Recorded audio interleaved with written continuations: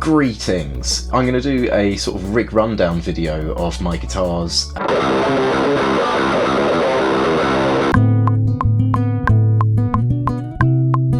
Effects pedals.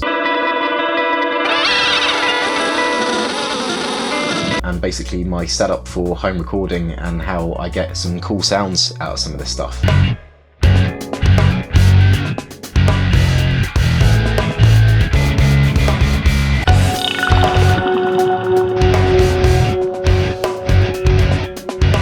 So far on this channel I've covered some ways to write sort of realistic sounding drums.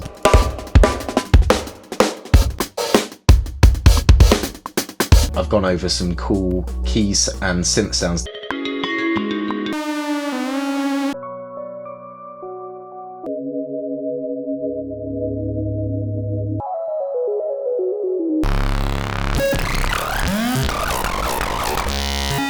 And I've also shown some ways that you can create some pretty gnarly bass synths and interesting glitchy textures and sound designs. Whoa.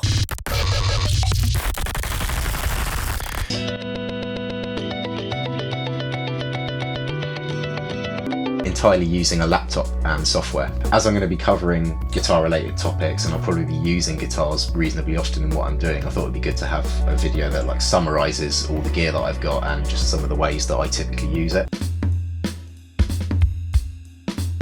So to start off with, this is my main guitar. It is a weird sort of Fender, and yeah, I pretty much like it because it's really versatile. It's got quite a lot of different options with the pickup selection to get a lot of different types of sounds out of it, and you can basically make it sound like about 10 different guitars in one. The only sort of like tech spec note that I can think of about this really is the fact that I have thicker than normal strings set up on it. So your normal string size is that, it's like 10 to 46. That's like a regular string gauge, but on this I have these strings here, which are kind of like, they're quite a bit thicker. Having the thicker strings on it allows me to tune the guitar down to lower pitches, but still have the string be pretty tense, so it doesn't feel like all floppy. So.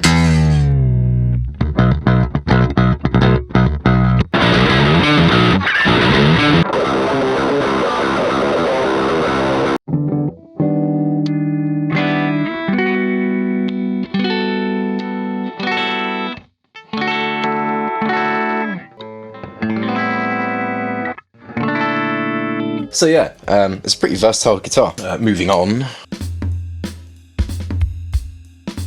This is the second main electric guitar that I use, and it's the first one that I actually ever bought, a brand called Vintage, sort of a budget range of guitars. It's just useful to have in the arsenal because it's got this, it's got the whammy bar, so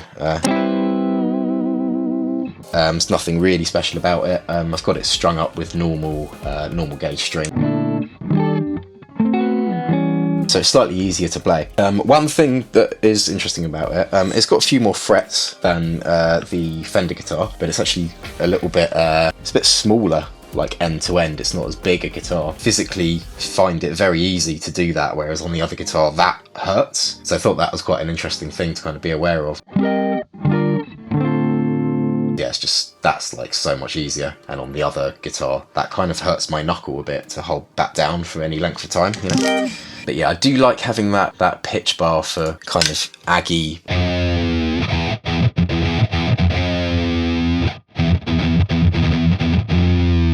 So those are the two main electric guitars that I use. I also have this nylon string classical guitar that is also electroacoustic, so that it can be plugged directly into the computer. If possible, I do think it's better to try and mic up acoustic guitars and record them with a mic if you've got one. If you don't, generally speaking, a guitar directly plugged into an audio interface sounds crap. But yeah, using plugins, we can get good sounds out of them, basically. By default, this guitar sounds like this DI'd.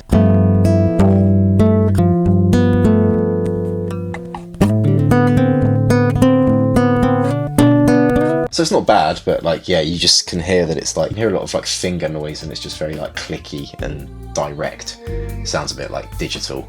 So yeah, there are things that you can do to it to kind of make it sound a bit more realistic.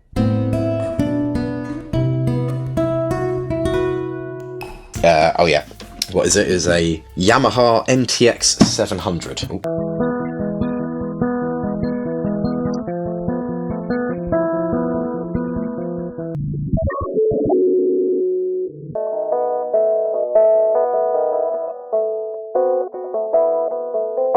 So yeah, that's the nylon string. So I also have access to this steel string guitar, which is a pretty nice and spicy Martin. It's a bit weird, it's been modified with a Fishman pickup, so it can be DI'd, and it sounds pretty great doing that. So, and it resonates pretty crazily, this thing, like.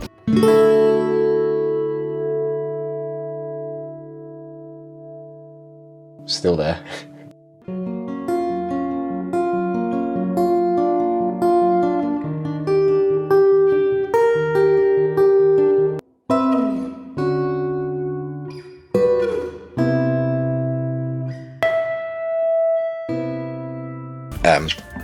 Getting carried away noodling there. So yeah, that is the acoustic guitar that rounds out my selection of sounds, basically. It's not technically a guitar, but I do also have this 5-string bass, which is a Sire Marcus Miller V3 something or other. I only have the one bass just because this one's pretty malleable. There's quite a lot that you can do with the pickup selection and the onboard EQ to change the tone a lot, so you can get a lot of different types of sounds out of this bass as well.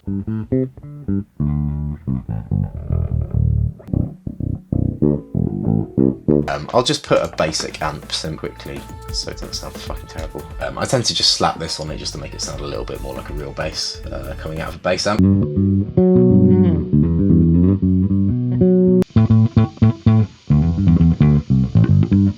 But I'll get into some more of this in a little bit, but yeah. So that's it for my all the hardware, physical stringed instruments that I'm using. I'll go into talking about the pedal board. Starting with the tuner. So this goes straight from there into this TC Electronics sub-and-up, which is an octave pedal. And of course, if you combine that with a bit of distortion.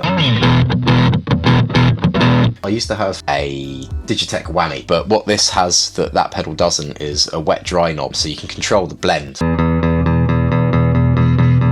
And you've also got control so you can add an octave up.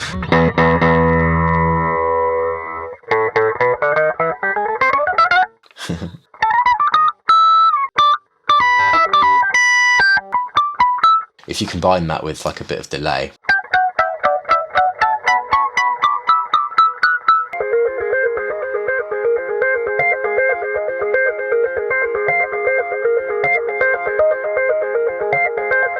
So that can be good for getting kind of like synth sounds out of a guitar, which is something I quite like to do. So I'd like to try and provide free plugin alternatives to all the pedals where I can, right?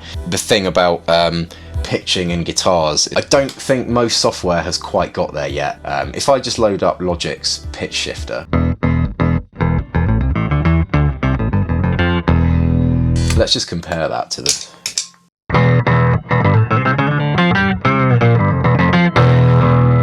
I don't know if it's something that translates particularly on a YouTube video, but like it just feels weird to play through. Like the pitch tracking is not as good as an actual physical pedal, and it introduces a kind of weird latency which makes it a bit hard to play.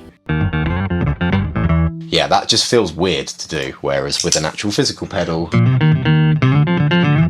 you can hear it's like, I guess it's tighter with me and the pitch tracking is more on point, so that's why I've got a physical pedal for it. Right, moving on anyway. Next thing is the tailspin vibrato. Yeah, I love that, like cartoon sort of sound. If I play the James Bond chord, is easily replaced by this free plugin by Melder, whereas a M Vibrato by Melder plugins.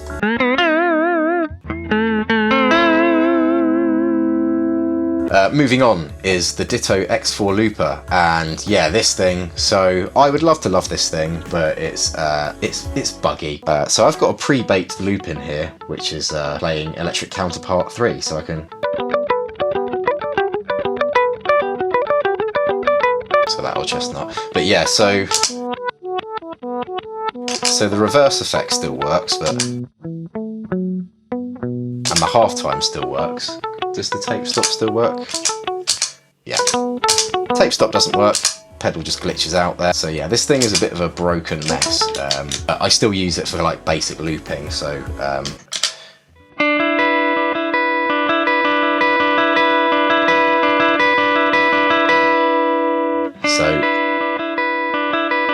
I've got my loop pedal before these effects so that I can do things like this with it. If I play that.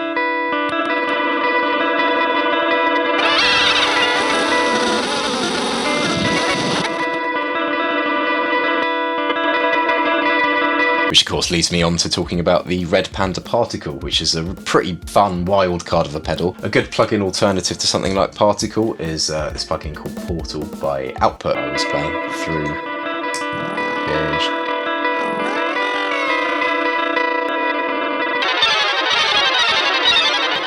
So you can get some pretty cool things out of that. I tend to use it for intros and outros, but as you can hear, it's quite random and it's a bit hard to control. That's kind of a good thing about it, but when I want to be more like specific and intentional with like glitchy sounds, this doesn't really help me that much. But anyway, then that leads into this pedal here called the Terra Echo by Boss, which is like, in my opinion, this thing is only good at one thing and one thing only. So if I grab this knob here on the right, which is called S time, and if I put that on full, turn the effect level up on full, have the feedback quite high and the tone quite high, and yeah, this is what it does. If I try and play like too many notes through that, it will just sound messy, right? So it's like... You can also put some reverb on that after the fact, so let's use this in Corey Wong. I don't know of any other pedal that does that. There's probably some crazy Strymon thing that can probably do it, but yeah. So it's a one-trick pony, but obviously that could be quite cool if you just put one of those like on an impact in a track. Hopefully I can link to some example where I've done that.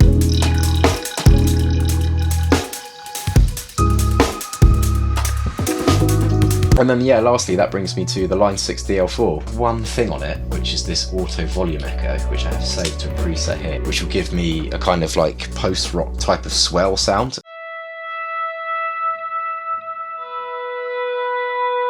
Let's combine that with some of these pedals before.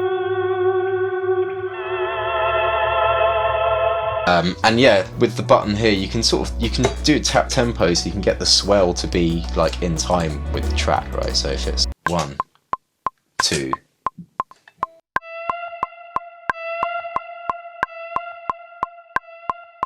I unfortunately don't know a plugin alternative for that that's quite the same, where I can kind of play it and get it in sync, and it makes the effect kind of playable like an instrument. So that, for that reason, it's just like, this is an essential piece of my board, basically.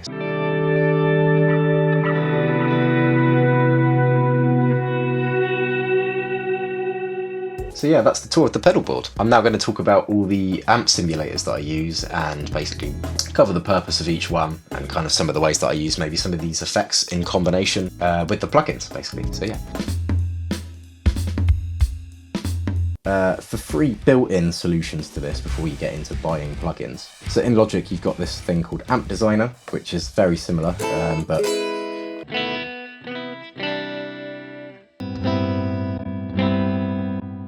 so they're okay, they just sound a little bit like flat. It's just when you particularly get into like distorted tones. Like that just sounds quite flappy and...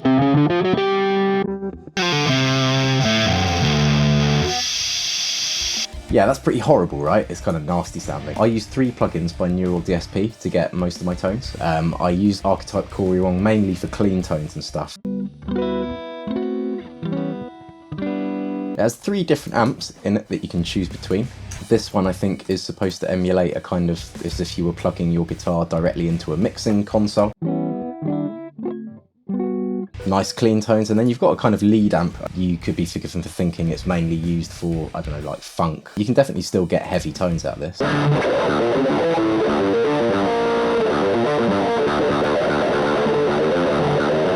It does have some fun things in it, like this.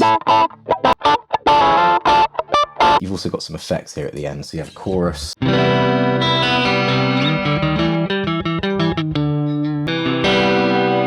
The delay is also quite nice. Moving on, next one up that I use a lot for guitar is Archetype Abassi. So that obviously makes it pretty good for heavy tones, but not exclusively heavy tones. So the clean amp is quite interesting. This has got this blend control in it, brings out the top end.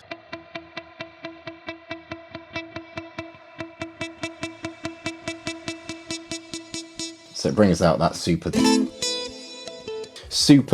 modern guitarist kind of sound, I guess. But that can be nice sometimes for like bringing out the articulation of certain parts, so yeah.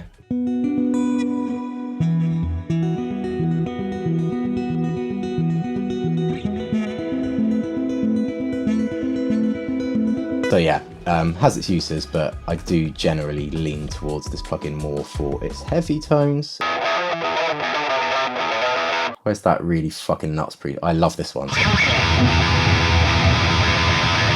Yeah, Aggie.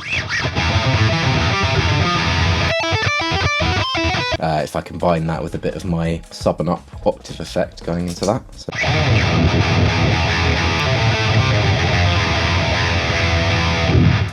A lot of fun, this one. And then the third one of these that I have for guitar, Archetype Petrucci. So it's got 4 amps in it, you can choose between. This is meant to be like an acoustic simulator.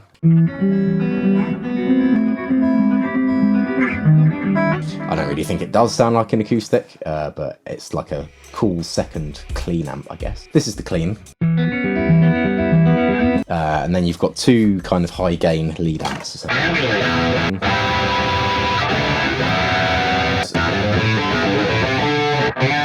But yeah, what this plugin has that the other ones don't is this transpose control. Earlier, when I was talking about the nature of pitching effects with guitar and how I was saying that like I don't think most plugins have got there, so that's why I use a physical pedal to do octave effects. This isn't octave effects, but it is pitching the guitar, and this plugin is absolutely amazing at it. This is the only thing that I know of that is as good as this. So if I pull this all the way down, so yeah, that's pitched my guitar down.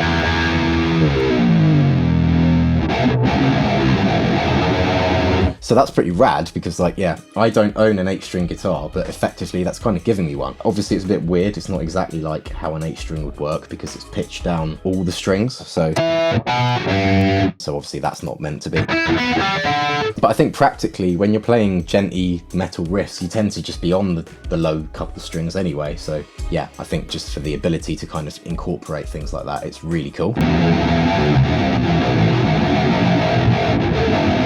Okay, so I've just put my guitar into drop D, but with this transpose control, if I just pull that down, now I've effectively got it in drop C without having... I've got the string tension that you get in standard tuning, but the guitar is now transposed down to drop C.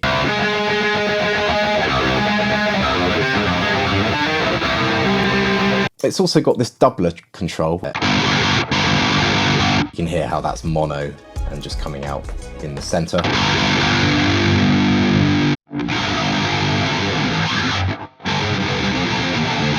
That's it for kind of all the electric guitar plugins.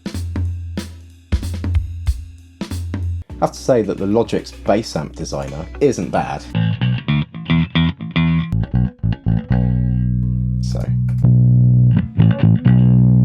But yeah, not amazing. For clean bass tones, I tend to like to use the UAD SVT emulation.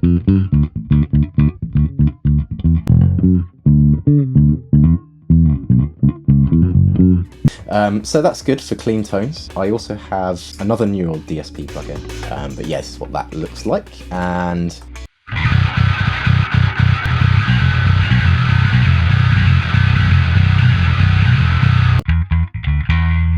sort of shape the tone of the bass quite a lot.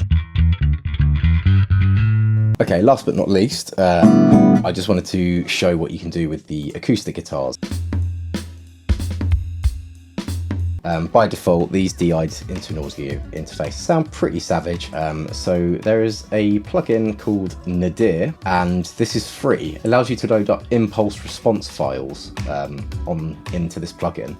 This pack here, which I bought, was quite cheap, by 3 Sigma Audio, and they basically made impulse responses modelled on a Martin classical guitar. So it basically allows you to take the sort of acoustic imprint of what that guitar sounded like in a room, mic'd up, and then apply that to this guitar here. Let me just show you what I mean. So if I pull the balance, this plugin lets you blend between 2 different impulse responses, and you can set the blend with the balance here. So if I just put that all the way to the left, I'm only hearing these impulse responses.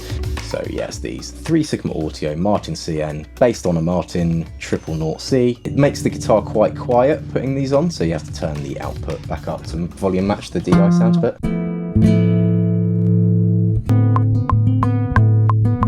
So without this plugin,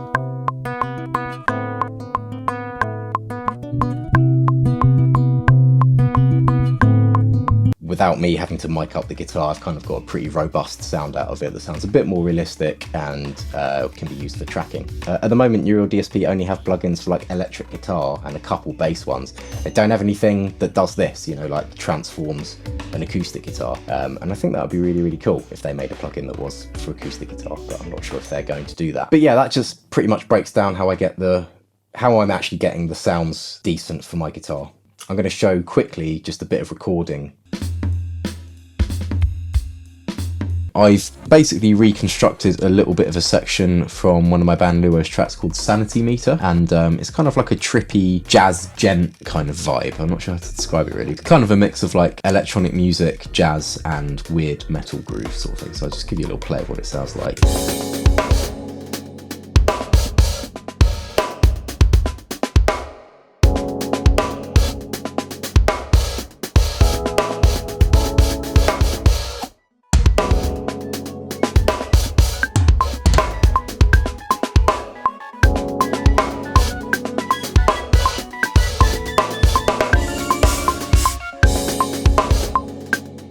Let's get some layers in there. So I'm going to do the bass riff first.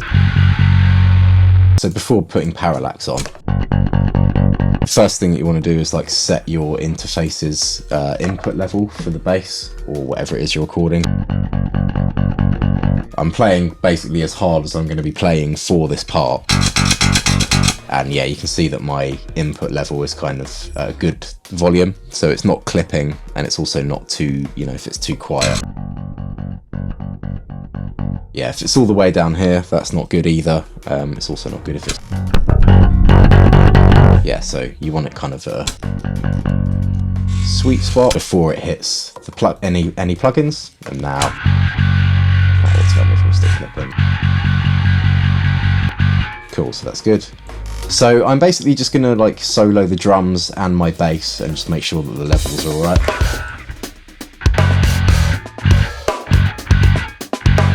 So I'm going to just go ahead and like drop a take in.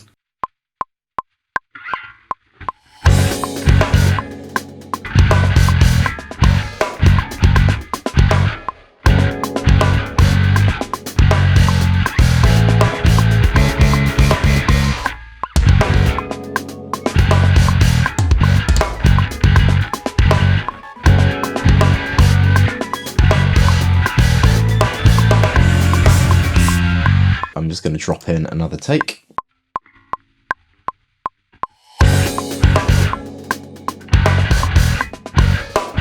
Something that I really like about tracking in Logic is you've got this thing, we probably have this in most DAWs to be honest, but for recording it's really useful. So what that will do, if there's any bit of this that I didn't quite like, or if I felt my timing was a little bit off,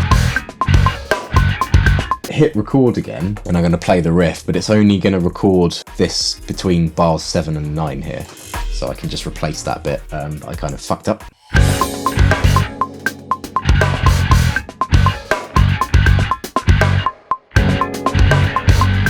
You can see that it just replaced that bit, and all of those takes that I've recorded get bundled up in here. I tend to record like a lot of takes, composite together out of a bunch.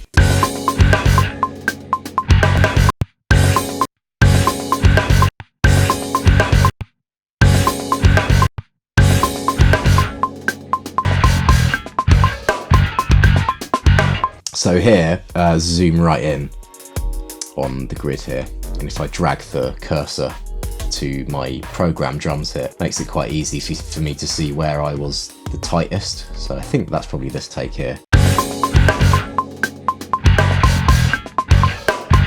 You can be quite forensic about getting your timing absolutely bang on, which I think is quite important with these sorts of riffs.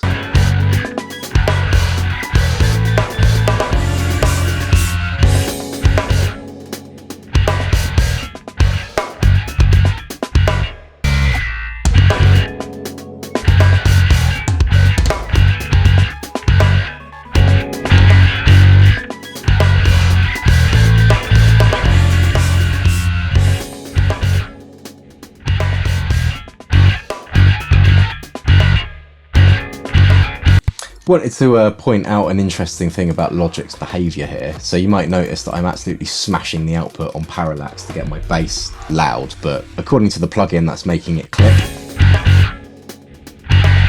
So you should hear like distortion on that, right? But the reason I'm not is because I've tamed my stereo output here. So all of these audio tracks here end up hitting stereo out. And if you just put a gain, like gain utility on this, and just turn it down so that everything coming into that is turned down a bit, and as long as you're not clipping your stereo out bus, you won't hear any distortion, which I think is quite interesting. So if I turn it off. So that's quite an interesting thing to be aware of with Logic. Like, it doesn't actually matter if you're clipping on, so you can see that's way over, but because I'm not hitting above 0, on the actual stereo out, which is at the end of everything, then it's safe. And you can actually make things quite a bit louder than you would expect that way. So. Okay, so now I've got the guitar out. Let's load up Archetype Abassi. Importantly, keep it in mono, because I'm going to double track this riff. I'm going to play it twice and then just pan each track left and right. So yeah, don't make it a stereo track, because then it won't pan properly. How about we just stick with the default sound? I'm going to layer this in with the bass.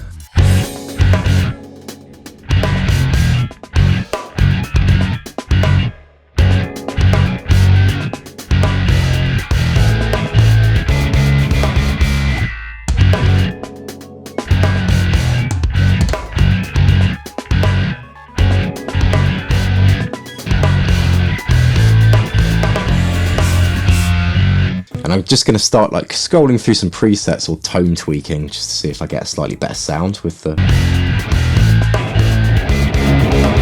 So that's kind of all right as a starting tone.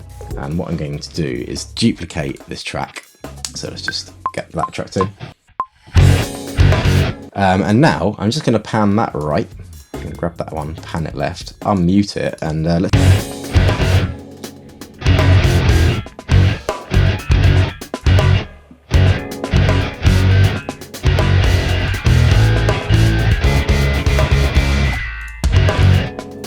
So for example there, yeah, you can see that my timing is quite like off there. I might, for example, open up the take folder, record a bunch of takes of you doing it. You know, you don't just record it once, you record the same riff like a bunch of times. It gives you enough to kind of play with alternatives. So cool. So let's add some sort of like atmospheric sounds. I've made this a stereo one because I want it to be quite wide rather than mono. Put the reverb on, which you know kind of makes it stereo. Let's put Terra Echo on. Let's just record.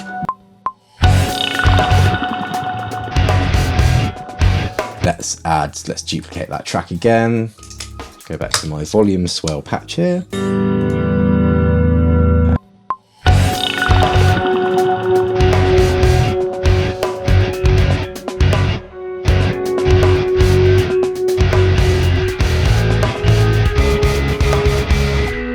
Little trick here, I'm going to bounce, right click and bounce this audio track in place. In the track there's this little stop here, so I'm actually going to cut that audio file. Glitchy stop happening.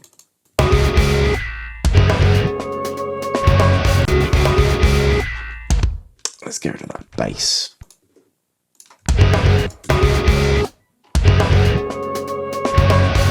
Cool.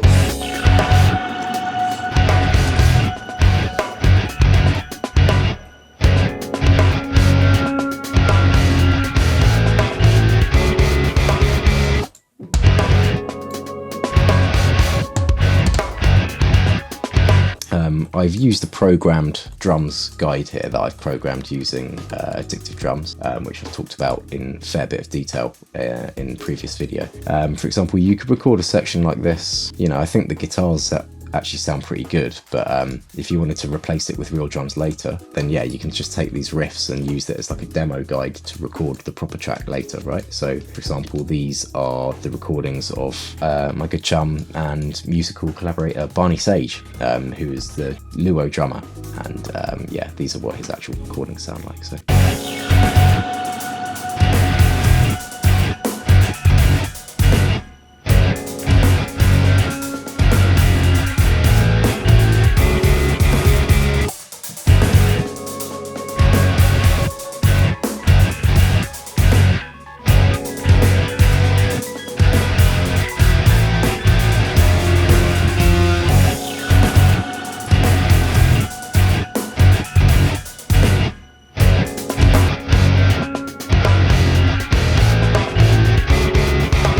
So yeah, I hope that gives a bit of an insight into how you can sort of start recording some stuff at home with these plugins, and how to get good sounds out of guitar without needing to mic stuff up, basically. It's pretty rad, and for me it's been like quite game changing creatively. Like, you know, sort of before you had technology like this, it used to be quite a lot to, you know, get good guitar sounds that are this usable. I mean, they're still not perfect, but for not having to go into a studio to do this, I think it's pretty amazing, like what it enables me to do. Cool, I hope that pretty much explains the bulk of the fun stuff. Happy tune making. Take it easy and catch you next time.